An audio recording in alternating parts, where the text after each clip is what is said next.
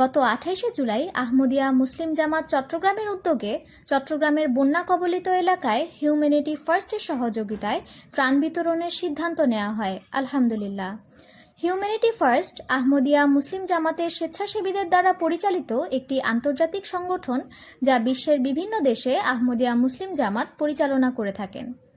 এই প্রেক্ষিতে গত ১০, ১৫, ১৮ এবং ২২শে আগস্ট ৪ দিনব্যাপী হিউম্যানিটি ফার্স্ট কর্তৃক চট্টগ্রামের সাতকানিয়া এলাকায় ত্রাণ বিতরণ কার্যক্রম চালানো হয়।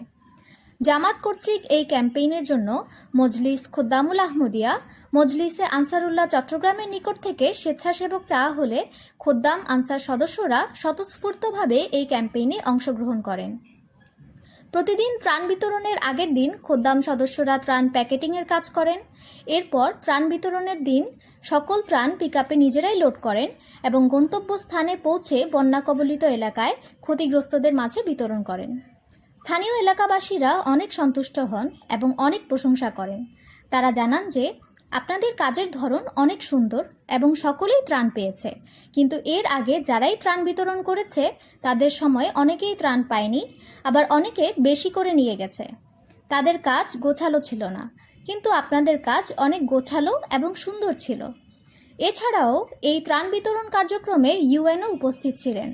তিনিও এই কাজের অনেক প্রশংসা করেন এবং এরকম কার্যক্রম চলমান রাখার নির্দেশ প্রদান করেন। উক্ত কার্যক্রমে সাতকানিয়া এলাকার 4টি ইউনিয়নের মোট 480টি পরিবারের মাঝে ত্রাণ বিতরণ করা হয়। উক্ত কার্যক্রমে 4 দিনে মোট 35 জন খোদ্দাম অংশগ্রহণ করেন। স্টাফ রিপোর্টার, সপ্তর্ষি মিডিয়া।